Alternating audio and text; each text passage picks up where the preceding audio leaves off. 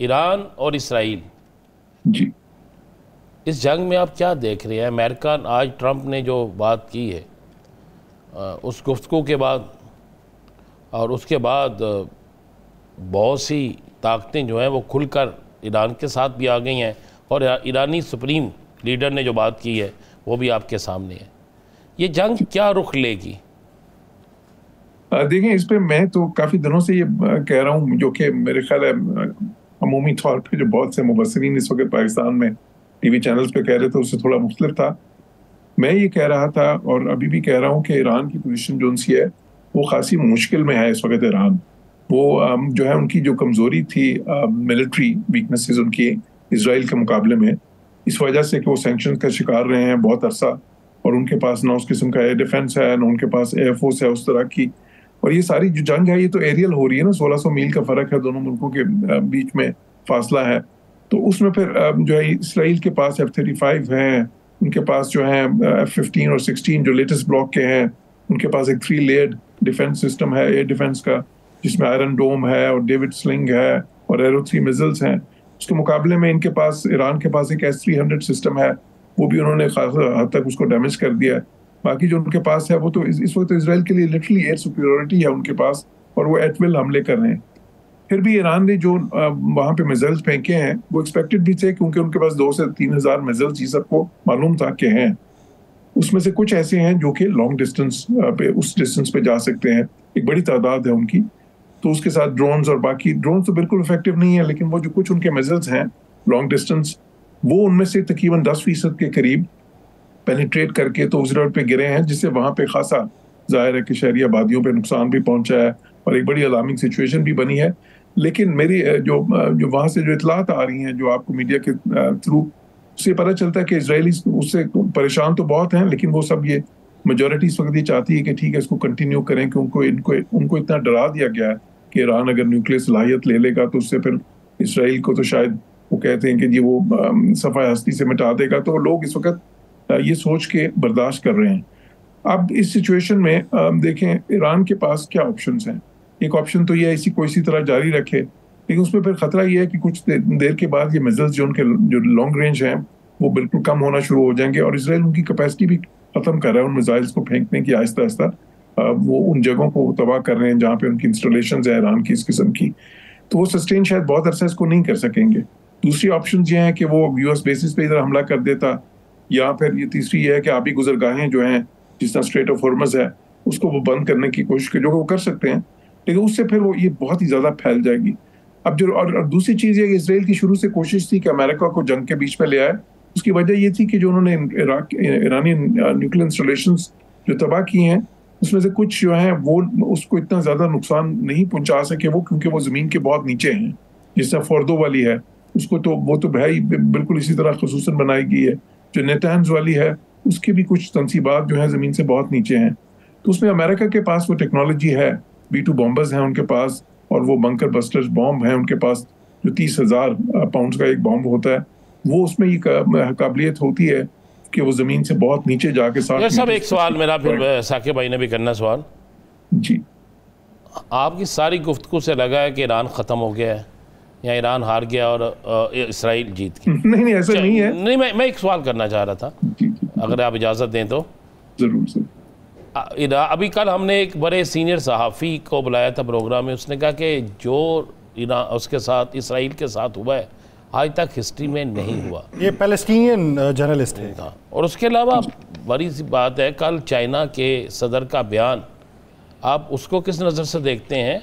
اور جو انہوں نے بالکل واضح بیان دیا، وہ پہلی دفعہ ایسا بیان دیا گیا ہے، اور رشیا بھی موجود ہے، چائنا بھی موجود ہے، اور آج ترکی کی طرف سے بھی جو بیان ہے وہ بھی موجود ہے، اور بہت سی ایسی قوتیں بھی تو ہیں نا جو خطے میں اپنی طاقت چاہتی ہیں. تو ہم کیوں سمجھتے ہیں کہ صرف وہی ہے جو ایران، وہی ہے جو اسرائیل اور امریکہ چاہتا ہے؟ دیکھیے بالکل میں اسی طرف آ رہا تھا. اس میں 2 چیزیں ہیں. ایک تو یہ ہے کہ وہ میں نے یہ کہا کہ اسرائیل میں جو ہوا ہے بالکل وہ لوگ اس میں وہ وہاں پہ مشکل میں ہیں، ان کو کیوں ڈرا دیا گیا ہے کہ دیکھیں یہ نیوکلیئر صلاحیت اگر انہوں نے لے لی تو پھر یہ جو اسرائیل کی جو ہے نا ایگزسٹنس کو ہی شاید ختم کرنا چاہیں گے. تو وہ لوگ اس وقت برداشت کر رہے ہیں اس کو. ایک تو یہ چیز ہے. اور دوسرا دیکھیں اس جنگ کے شروع ہونے سے بھی پہلے سب کو پتا تھا جو ماہرین تھے کہ وہ 10% جو ہے نا 90% وہ روک لیں گے, 10% میزائلز وہاں پہ گریں گے. اس میں کوئی ایسی مطلب سرپرائز نہیں ہے میرے حساب سے. اب دوسری طرف آتے ہیں, میں اپنے بہت سے کامنٹس میں اور انٹرویوز میں یہ کہہ چکا ہوں کہ اس میں بہت زیادہ ڈپینڈ کرے گا کہ چائنا اور رشیا کیا پوزیشن لیتے ہیں. لیکن چائنا کے ساتھ ایران کے تعلقات بہت ہی قریبی ہیں, اسٹریٹجک بھی ہیں. وہ $400 بلین کا منصوبہ ایک بنا رہے تھے اکنامک انویسٹمنٹس کا اکٹھے, پھر ان کا آدھا تیل بھی چائنا لیتا ہے. رشیا کے ساتھ بھی بہت زیادہ ہیں جو ہے, بلکہ ایران کے جو ڈرونز ہیں اور ایران کے میزائلز جو ہیں وہ یوکرین وار میں بھی رشیا استعمال کر رہا ہے. اتنے زیادہ قریبی تعلقات ہیں. تو رشیا اور چائنا نہیں چاہیں گے کہ ایران کو اتنا زیادہ نقصان پہنچ جائے, یا جہاں جو اسرائیل اور امریکہ کا مقصد ہے کہ وہاں پہ کوئی رجیم چینج کی طرف بات نکل جائے. تو اس لیے وہ اس کو, یہ میں کہہ چکا ہوں بہت سارے اپنے کامنٹس میں, کہ وہ سفارتی پریشر اب بڑھا رہے ہیں دونوں ملک جو ہیں, چائنا بھی اور رشیا بھی. اور رشیا آپ نے دیکھا پریزیڈنٹ جو پوٹن ہے انہوں نے تو کال بھی کی, اسرائیلی پرائم منسٹر کو بھی کی, ایرانی لیڈرشپ کو بھی, پریزیڈنٹ ٹرمپ سے بھی ان کی بات ہو رہی ہے. اب اس پہ بہت زیادہ ڈپینڈ کرے گا کہ وہ کس حد تک جاتے ہیں. کیا وہ صرف سفارتی سطح پہ جاتے ہیں یا کہیں وہ اس قسم کا کوئی اعلان بھی کر دیتے ہیں کہ جی الٹیمیٹم بھی تو دے سکتے ہیں کہ جی اگر آپ اس سے آگے گئے تو پھر اگر امریکہ اس میں جوائن ہوا تو ہم پھر ہمیں بھی یہ کرنا پڑے گا. اب یہ دیکھنے کی بات ہے, کیونکہ میرے نزدیک اس وقت جو ایران کا جو اس وقت جو ہے آگے کیا کم از کم اس جنگ کی حد تک جو مستقبل ہے وہ بہت زیادہ لنکڈ ہے چائنا اور رشیا کی پوزیشن سے, کہ وہ کس حد تک جاتے ہیں. کیونکہ ایران ان کا ایک اسٹریٹجک پارٹنر تو ہے.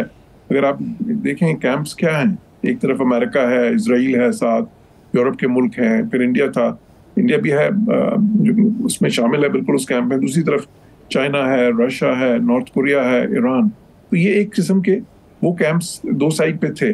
تو اب دیکھنا یہ کہ چائنا اور رشیا اپنے ایک اسٹریٹجک پارٹنر کے لیے کس حد تک جاتے ہیں, اور اس سے بیکاز ان میں یہ کیپیسٹی ہے سفارتی سطح پہ بھی, اور آف کورس ملیٹریلی بھی اگر وہ چاہیں تو کئی قسم کی مدد دے سکتے ہیں. آج کے دور میں تو آپ کو پتہ ہے کہ سیٹلائٹ ٹیکنالوجی بھی ہوتی ہے, اس میں بھی آپ بہت ساری ریئل ٹائم انفارمیشن دے سکتے ہیں, اسلحہ بھی دے سکتے ہیں, پھر اور بھی یہ بڑی طاقتیں جو ہوتی ہیں ان کے وہ کئی ایسی چیزیں وہ کہہ سکتے ہیں, جسے میں نے کہا الٹیمیٹم تک دے سکتے ہیں. تو یہ اگلے دنوں میں انفولڈ ہوگا, پر اس چیز کے امکان نظر آ رہے ہیں کہ امریکہ یہ چاہتا ہے, اور ظاہر اسرائیل تو پہلے ہی چاہتا تھا, لیکن اب امریکہ میں بھی یہ چیز آ رہی ہے کہ ٹھیک ہے موقع کیونکہ ہے تو اس وقت کم از کم ان کا نیوکلیر پروگرام اتنا ڈیمیج کر دیں کہ وہ کافی سالوں تک جو ہے وہ نیوکلیر پروگرام. ثاقب بھائی ایک لاسٹ سوال, مجھے ریپ اپ کرنا ہے اس کو. جی ثاقب صاحب آپ سوال کر سکتے ہیں. جی جوہر صاحب, جوہر صاحب سوال یہ تھا کہ اگر یہ جنگ پھیلتی ہے جس طرح جو ایران کی سپریم لیڈر ہیں انہوں نے بھی کیٹیگوریکلی جو ہے وہ انکار کیا ہے کسی سرنڈر کا, اور دوسری طرف ٹرمپ کو ہم دیکھتے ہیں کہ وہ سرنڈر مانگ رہے ہیں ایران سے, اور ان کے بیانات آ رہے ہیں بار بار.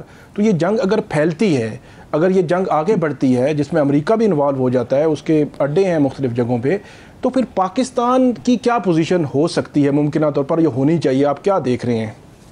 جی اب بالکل اس میں دو چیزیں ہیں. ایک تو خیر آپ دیکھیں ایرانینز نے, ظاہر امریکہ جو ہے نا پہلے یہ کہہ رہے تھے کہ جی آپ مذاکرات کی میز پہ واپس آئیں. اب آپ نے دیکھا کہ ان کا رویہ سخت ہوتا جا رہا ہے, بلکہ وہ جو 2 مہینے سے ایران کے ساتھ جو ان کے اس میں جو انہوں نے الٹیمیٹم دیا تھا, اور اس کے بعد جو مذاکرات کے 6 راؤنڈز ہوئے تھے, اس میں بھی انہوں نے شروع میں ان کی پوزیشن جو ان سی ہے نا وہ تھوڑی لچکدار تھی کہ آپ 3.5% تک یورینیم کو افزودہ کر سکتے ہیں. بعد میں انہوں نے کہا کہ نہیں 0%. اسی طرح ابھی جنگ کے دوران پہلے انہوں نے کہا کہ جب مذاکرات کی میز پہ اسی پہ واپس آئے ہیں. اب وہ بات کر رہے ہیں سرنڈر کی. تو اس سے بھی آپ دیکھ رہے ہیں کہ وہ اب جان کے ایران کو وہ موقع بالکل بھی نہیں, راستے بند کر رہے ہیں ان کے لیے.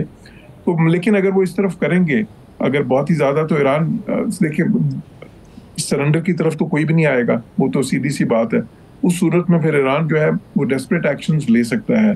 تو اگر وہ ڈیسپریٹ ایکشنز لیتے ہیں تو پھر یہ کانفلکٹ وائڈن ہو جائے گا. وہ ڈیسپریٹ ایکشنز وہی ہیں جو میں نے کہا, اگر وہ باقی ان ملکوں پہ جو آئل انسٹالیشنز ہیں ان پہ اٹیک کر دیں یا آبی گزرگاہیں بند کر دیں.